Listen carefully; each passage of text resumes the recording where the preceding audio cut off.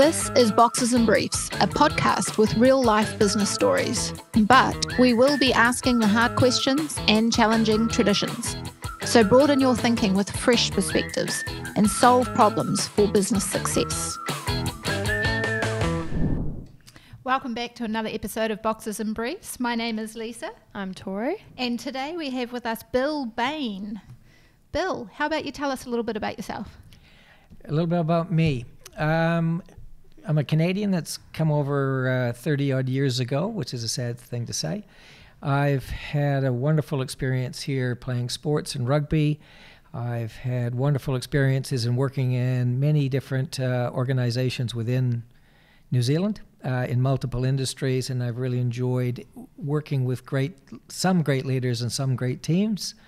And now I'm on a quest to help people improve and be successful. I guess is that what you do? That's what I do. That's my passion. Yep. After I've stopped working for people, I went out on a quest to identify what I love doing and what people tell me I'm good at doing. So I coach leaders to be great, not just good, and I'm an accredited high-performance team coach. And I'm also, because of my background, I can work with organizations on making strategy and making good shit happen. It's all about getting it done. Love it. Yep. How did you figure out your why? Well, that was an interesting exercise. After I finished working at the National Business Review, I was really stuck insofar as what I was about. And somebody told me, it's transformation. I said, great, how long does it take? And they said, often about 3 years. And I said, well, that's bloody stupid. And it took 3 years. But I worked with a great person. She was helping me and identified what I was great at and what I was passionate about. And it kind of landed here. Ah. Yeah.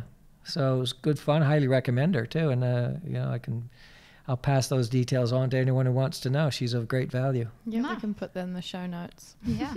Okay. So today we are talking about business goals, and specifically business, because we've already tackled some subjects. There was financial goals, personal goals, vision and purpose kind of statements, but we really want to hone in on business goals.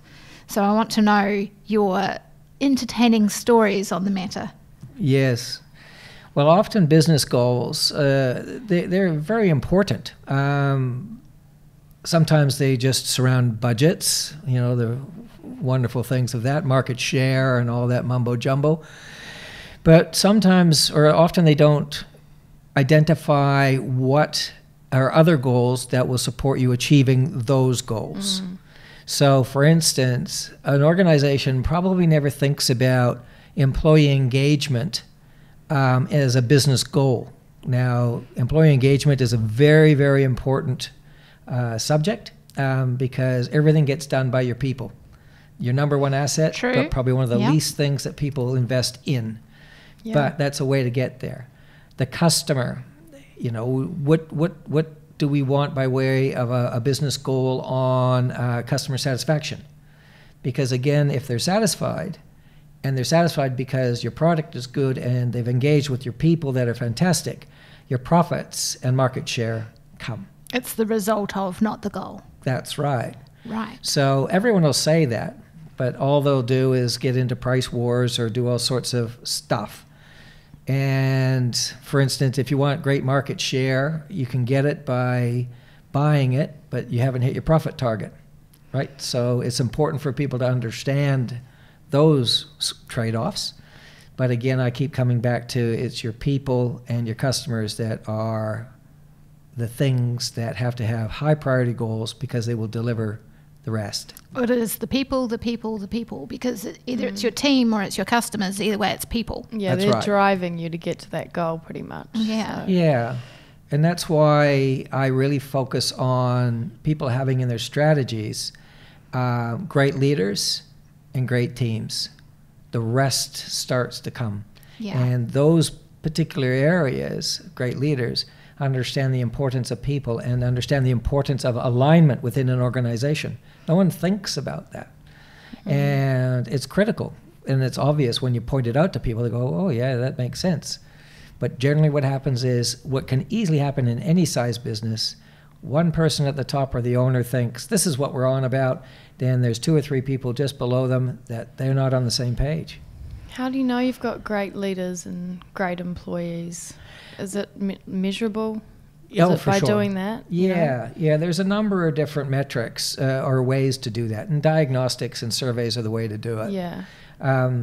I work through a model to some degree for leaders where a diagnostic is done, and I think it's fantastic. Yeah. And it showcases what people think of you and what you think of yourself and what your passions are and how do we build on your strengths. That's a cool thing for leaders. And for teams, I'm accredited as a Team Alchemy coach. They've got a diagnostic which I think is fantastic, and part of their diagnostic is built from the leadership one. And so they use experts all over the world and saying, let's measure your internal measurement, you as a team, and then they have external measurements as well as part of the diagnostic, which is fantastic because then you start to think about, well, what do others think of us as a team?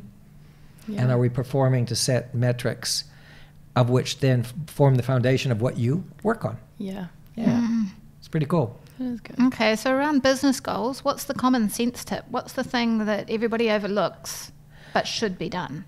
Again, I'll come back to the leadership, the business or the team goals, the team performance, and the people metrics and your customer metrics. So it's not just KPIs to measure financials, performance. No. It's people. It's people. And performance, so when you're talking about a customer-centric part, some people are very good at it, and they'll measure how quickly you get back to a company, your response rate, all that stuff. That's really cool and really important because that supports the goal of creating high-performing, customer-centric goals. Yeah. So it's how you're delivering that. Okay. What does one of those look like? By way of? Customer goals or customer satisfaction, like goals around that. Sure. Well, I think Gilligan Shepherd has some good things in it of what they measure. How quickly they get back, have they met the timeline they committed to? Right. Awesome. That's what you want. Yeah. And the other part that I love doing, though, with working with teams and divisions is what's ordinary. So if you sit there and say, well, we will definitely get back to you or our job done within 7 days. Cool. And you say, from a market point of view, is that good? Yep, it's average, it's fine. 7. Cool. So what do you need to be extraordinary?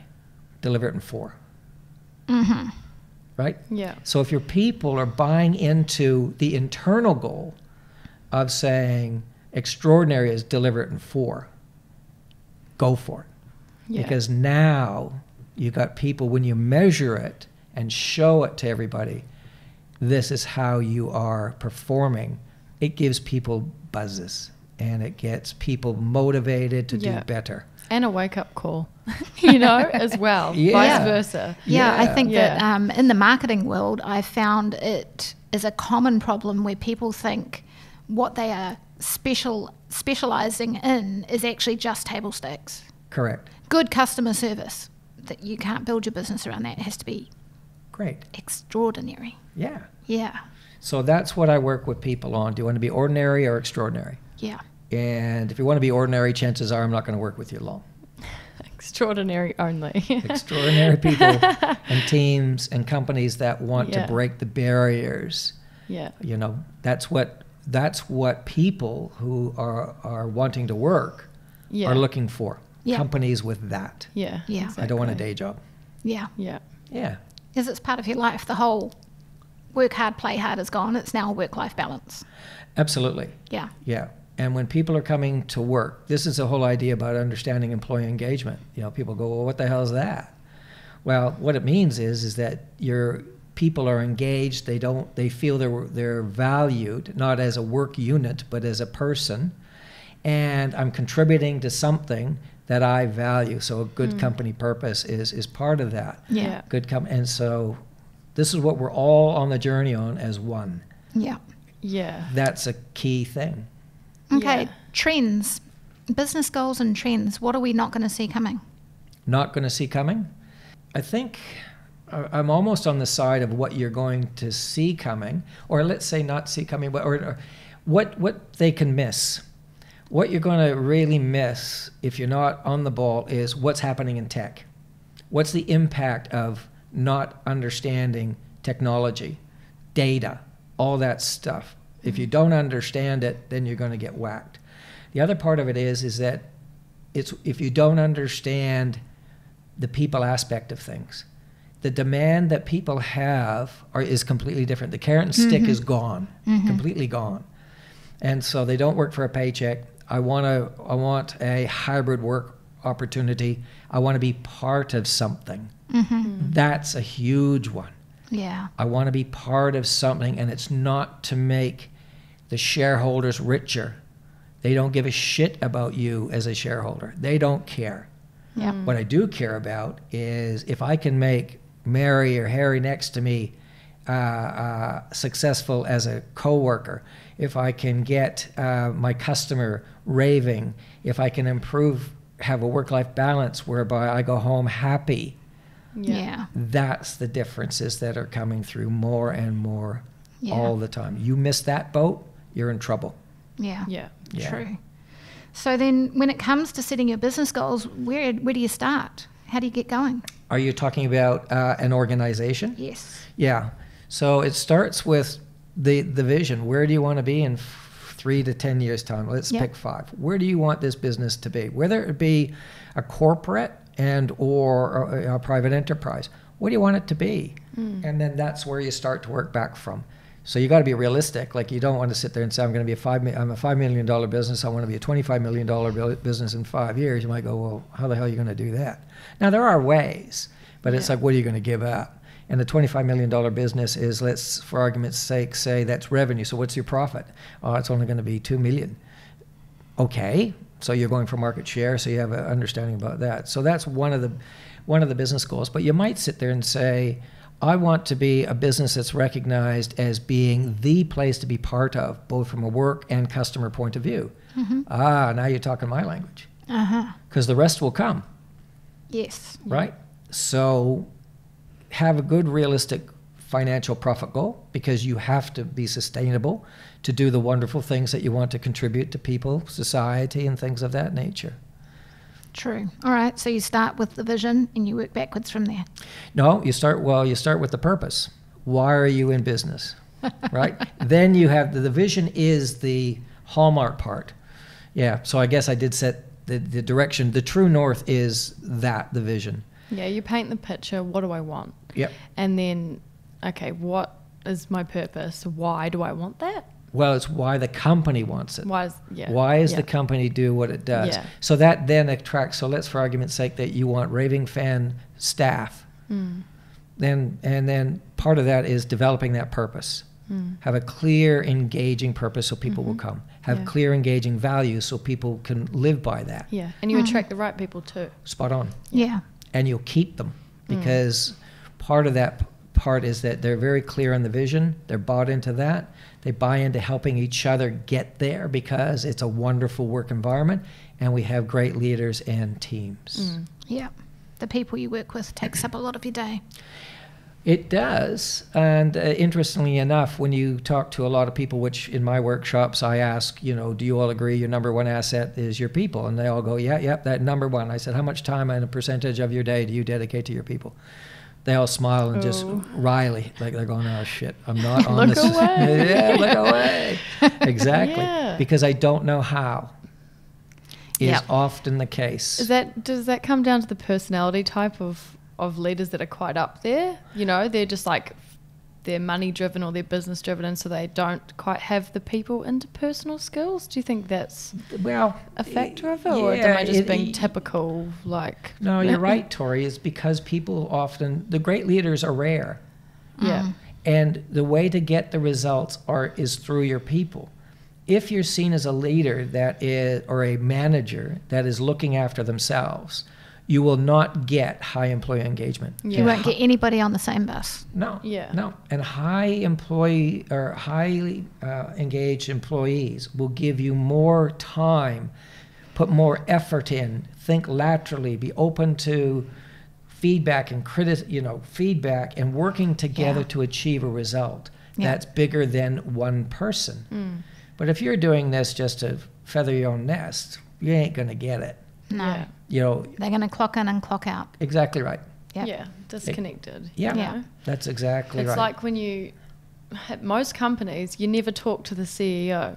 Like, you don't have a relationship with them. They won't talk to you. You know, if you're just a regular worker, you're not a manager or whatever, you rarely have a relationship with them. Yeah. And I think that causes a bit of disconnect as For well. But with GS, it's actually totally different, you know. Well, how are you going to do that in a company of hundreds, though? Well, Yeah. there's a great book called The Heart of Business by a fellow named Jolie, and The Heart of Business. I'll leave it with that. It's about a big retail chain in the United States, Best Buy, who crashed in their market share because of the way they operated. He came in and made it people-centric. Mm-hmm. So when you get people engaged, their time and effort goes up, and customer experiences go up. It's a fact. It's recorded. It's everywhere. Yeah. Yeah. So he focused on the people. So his way of working was people, the business. So is what we're doing right for the business. You know, they brought Microsoft in, or Apple in, the Apple stores into their business. So that was cool. It was right for the business, and the finance was the last metric. Right. And they went from less than $10. They were over $100 a share, went down to less sub 10, and now they're well back over 100.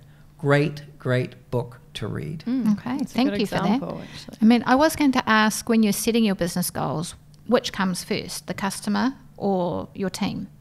But I think you've just answered that in that example. Yeah, You look it's- after the team, and the team will look after the customers. as long as you got the same goals.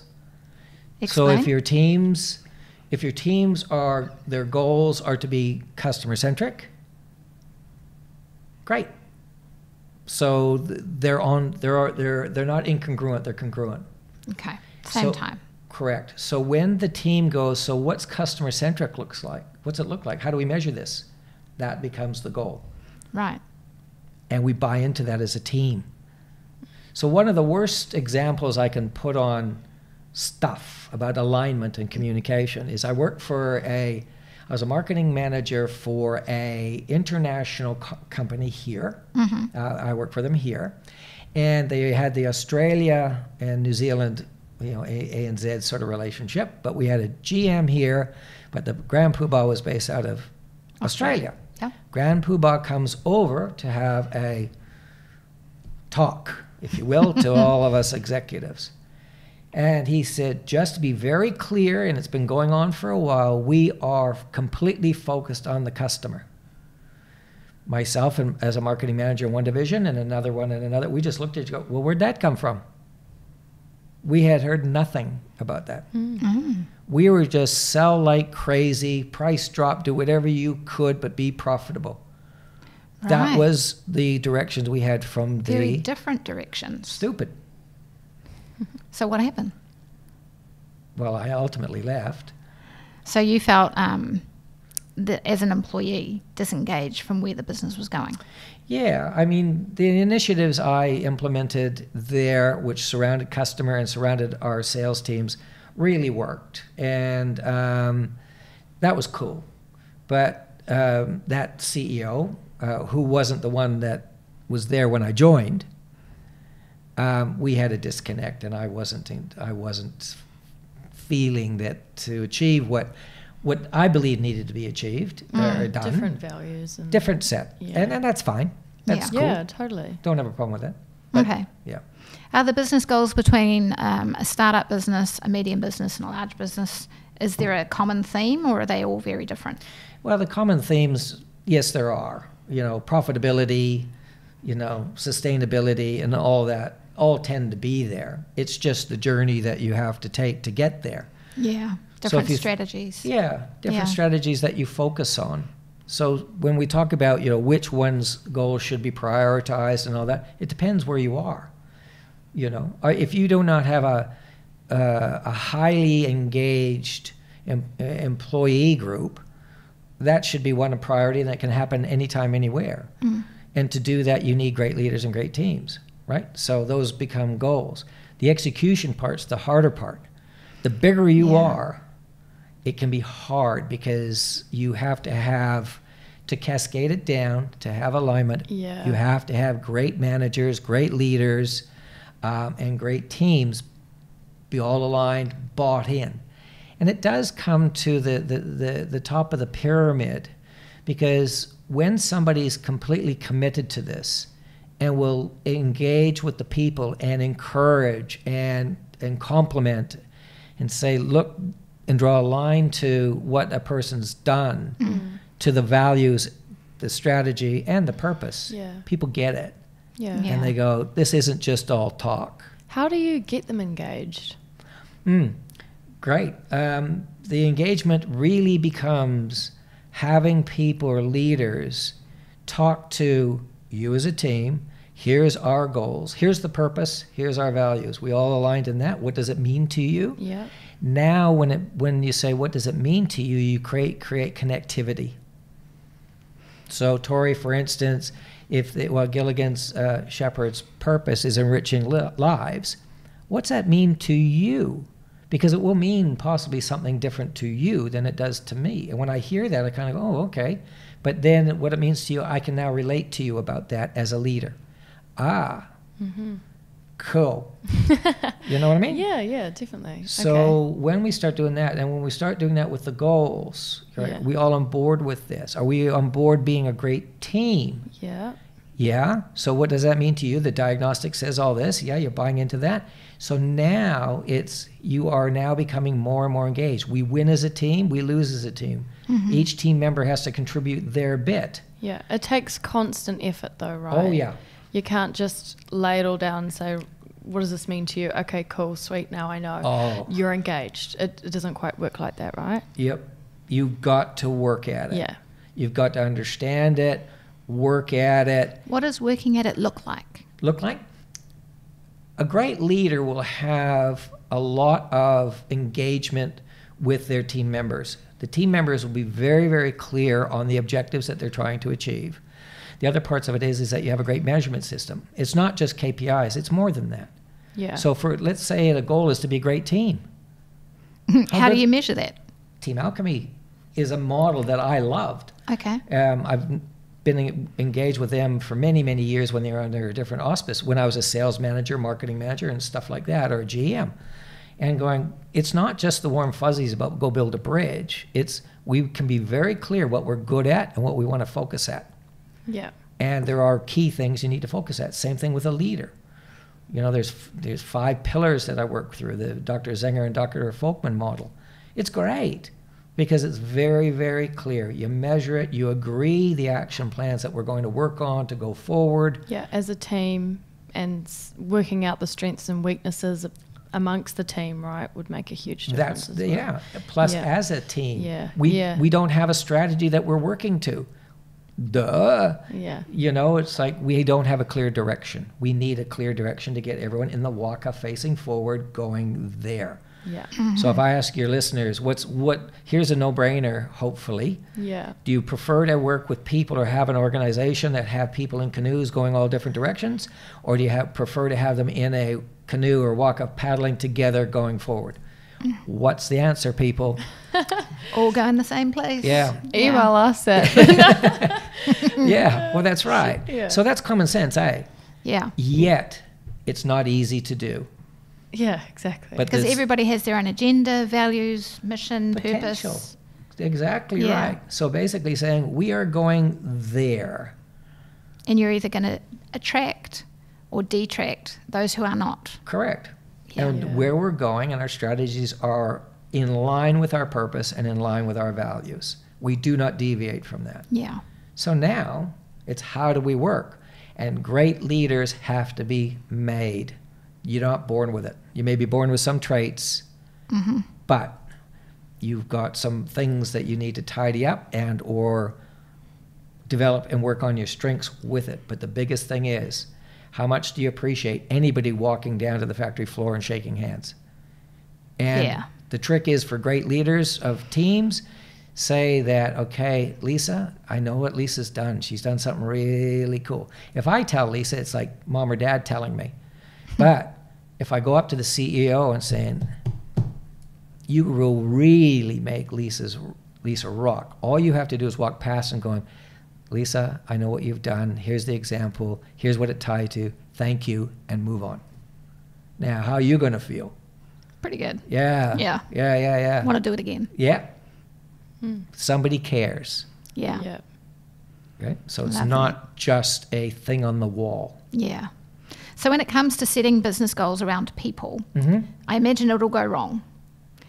But I can only think that it's the strategy to achieve the goal might not have been the right one. Can there be other ways that goals can go wrong? Goals go. Oh, yeah, for sure. One of them is that they're completely unrealistic. So that the other High part of it, expectations. yeah, Yeah. it's not there. It's not real. The other things is that you're not learning early enough that you're going off track to the goal. Right. So high-performing teams, they've got measurement systems in, they got psychological safety, they'll talk, they'll do everything, and they might go, look, we're veering over here. And it could be for any particular reason. Yeah. It could be from an economic reason that, say for instance, you produce widgets here for export, but you have to import to be able to make them. Make them, yep. Right? But now let's say the Kiwi dollar drops down to the Kiwi peso story. To bring in your stock, the things you need to do to make the widgets has skyrocketed in price. Now you got to go sell it. Now to go back and sell it and export it, you could be pricing yourself out of the market globally in order to and not make a profit. Right? Yeah. So now it's rethink time. What do? Do we change the widget?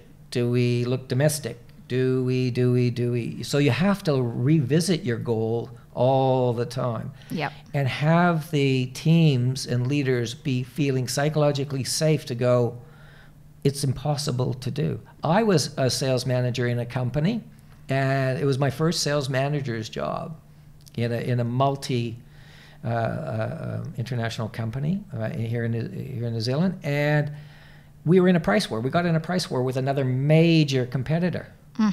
I felt it was completely my fault that I could not deliver the sales based upon the price and what we're willing to do rationale.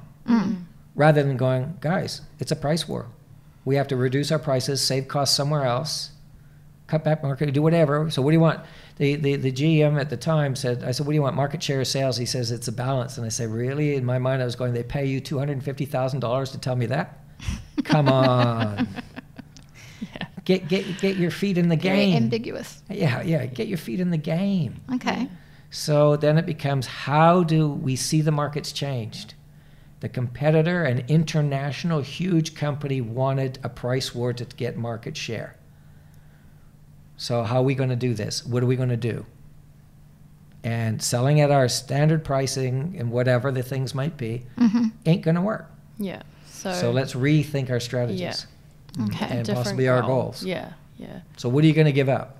You want to give up profit to get market share? You want to give up market share to gain profit? What do you want? It's not a balance. Yeah. If it was such a simple exercise, I wouldn't have stayed there as long as I did. I'd be heading up major corporations if I knew all the answers to that. Knew the secret, yeah. Yeah. Sure. Well, then with the goals around people, how often, you're saying that it can go off course before you even know it. How often should you check in with people goals? You're talking about, say, It could engagement? be team or it could be customer. I don't. Oh, constantly. So, for instance, your employee engagements, they're the pulse of everything, right? Internal. If you got a bad egg, then you got problems. It starts to spread fast. So then it becomes, should we measure you once every 3 months, every quarter, or every half year, whatever it might be. But you have to have corrective actions in there. And if it's great, you got to build on it. Continue. Give them that encouragement. Just keep it rolling. So how do you figure out how often? Sometimes when you're thinking, I'd go 6 months for employees. And the reason I do that is by the time you implement the new stuff, the quarter might have passed, so rather than doing it quarterly, so I 6 think that would be months. too long. No. You There, know? I mean, because it takes time to implement. It takes time to right ships a little bit, right? So you got to analyze it, put in action plans, get your leaders engaged, get engaged with the people, and make it happen. So Yeah. in order to do that, so teams, for instance, it generally, when I'm doing or we're working with teams, say they end up at the bottom, it can take, depending on the people, 8 to 10 months to get really up to the top ends. Wow. Because you're changing behaviors. You got to True. teach leaders how to lead. Reprogramming. Yeah, like yeah. spoke about It's a before. heap of work. It sounds like it's a fine balance because, as you said before, you don't want to veer off without knowing you veered off. You also want to deal with the bad egg if there is one. Oh, for sure. That's a different conversation.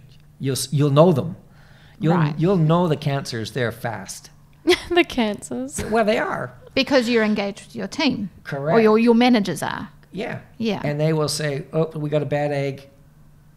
And the thing is, what the managers or the leaders of teams' obligations that I tell them to do is protect their team and make sure they're successful.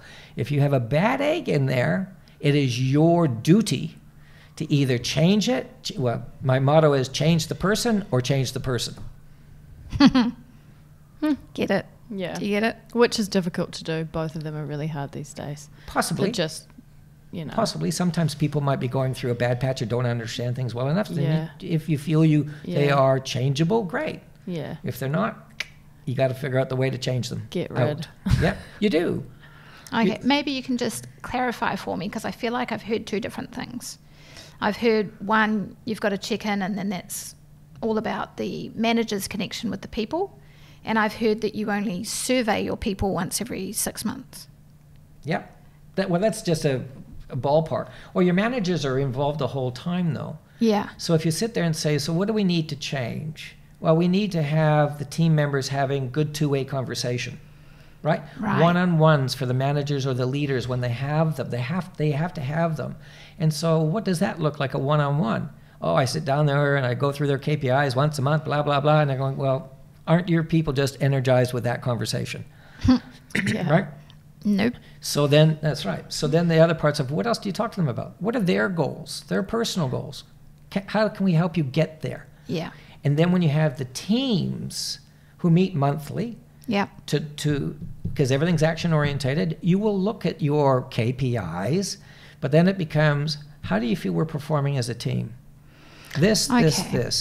I think I've got it. I think if you're setting a business goal around people, you're measuring every 6 months because you're measuring the change and it needs time for the change to happen. Correct.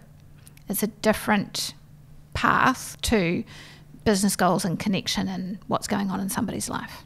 Yep. So if you look at a business goal, for instance, again on market share, we can change market share in a month. I have my prices at grocery, What are these baked beans? Instead of $1.20, they're now 60 cents. Da-ding, market share. We make no money out of it, but we get market share. We can do that in a month. People, different gig. Yeah. So when you're changing or creating great leaders and leaders of teams, they need work. So true. So then the team needs work as well. I firmly believe you cannot have a great team without a great leader. Yeah. I can't see how that happens because the leader, if they're an idiot, then The team will leave. Well, it will just pass down. Yeah. Like that behavior you might even end up seeing in the teams. Yeah. True. So you want the team to be engaged, committed, understanding these are the goals that we're trying to achieve, not only financial, but from a team result, how we might be seen in the organization. We want to be seen as the top team, not from a financial point of view, but how we operate. And we operate with a clear team purpose, which isn't incongruent to the company purpose. We have values and we have goals that are not incongruent to the mothership. Cool. So how do we learn to collaborate, make others successful in the organization? I was a sales manager. I got brought into an organization here, a national organization, and they wanted I was to set up the grocery division. So I'd come back into the industry after being out of it for a while, and I contacted all the head people at Foodstuffs and Food Town at the time and all that, and they said, great to have you back. Who are you working for? And I told them, and they went, who? I said, well, what do you mean who? Great brands, terrible company. Ooh. And I went, oh, okay. Harsh. Talk to them about why. Oh, well, representation at store level is terrible. You're out of stock all the time. You don't get credits through fast. We shouldn't have the credits because the orders are done wrong. And I went, okay. So I got to hire my own team. I call them my Touchstone team. They were absolutely brilliant. So I said, okay, cool. Let us work on it. And part of this, when you think about it, included distribution and manufacturing. Mm-hmm. So for me to go walking over there and start to pound on the table and going, we're losing sales because of you. I mean, how's that going to work? That ain't going to work. No. So I went over to them and I sat down with production. We need stock. I said, here's the situation that's going on. What can we do better to improve the manufacturing? And he says, get your forecast right. Put some time into your forecast. What is it you want us to make? I said, cool. Went over and talked to the regional managers. We focused on forecasts. The other thing was in distribution, I'd say, look, we're getting wrong orders, we're getting wrong stuff, all this stuff. And then I said, what can we do to get this better? They said, well, first of all, get your orders in on time, get your orders correct. So that's not happening because the error rate's quite high. Sat down with the salespeople. You must get them in by whatever time, and we will track, do we need to help you put your orders in? Like, are you just getting it wrong? You don't know how to do it. So we'll work on that. That's okay, but we're going to set targets that we will have minimal wrong orders or credits. Mm-hmm. Fine. And so we ended up within 2 years being in the top 1 or 2 in the country. Nice. And when I'm sitting down with a guy in the South Island who I had a lot of time with and respected, who was part of the foodstuffs up there, and he said, Bill, you said you'd do it. And I said, no, I didn't do it. I looked at the regional manager, who was a top fella. I said, he did it. That's true. He did it. He was part of the whole thing. I didn't do it. I was part of it. Mm-hmm. And we all agreed. That's why I say they were their top team. Mm-hmm. We all did it for each other. Yeah. Nice. I took the flack from the guys upstairs because we tried to keep things quiet, just do our shit, because we knew what we needed to do. Yeah. Christmas time, if it was swamped, we would go into the warehouse and help pick orders, some of us. And the unions probably would have shot us if they ever found out, but we didn't care because it was about the customer and not overworking the people that are in there. We'll help you. Yeah, it's amazing what can be said. Like you said, the handshake of the CEO on the factory floor. Oh, no kidding. Yeah. No kidding. It's worth its weight in gold. Yeah. And a good leader of a team will recognize that how do I energize my people and make them feel valued? Yeah. Use whoever you can. Yeah. Use whoever Love you can. that. All right, Bill, it's been a pleasure, but we're going to finish on your top piece of advice around business goals. My top piece of advice is do not underestimate the power of your people. Make them successful. Mm-hmm. So have goals around that, and your customers. Those are the two big things. Yeah. Obviously ensure that you're managing your sustainability. That's a key thing. That's what keeps everything going.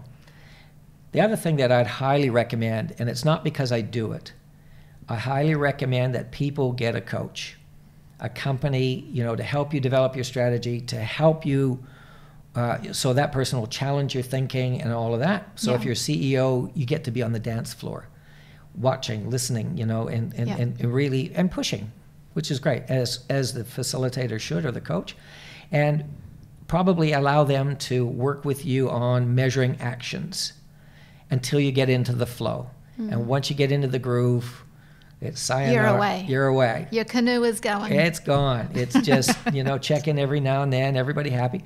But the leadership coach and high-performing team coach, I do that too. And again, I don't say this because, and I'm the worst salesperson. I say, get whoever you want. I'll tell you, get a gym coach. Just get a coach. Get a coach. Get someone that's going to push you and drive you there if you're committed to doing it. Yeah, and hold you accountable.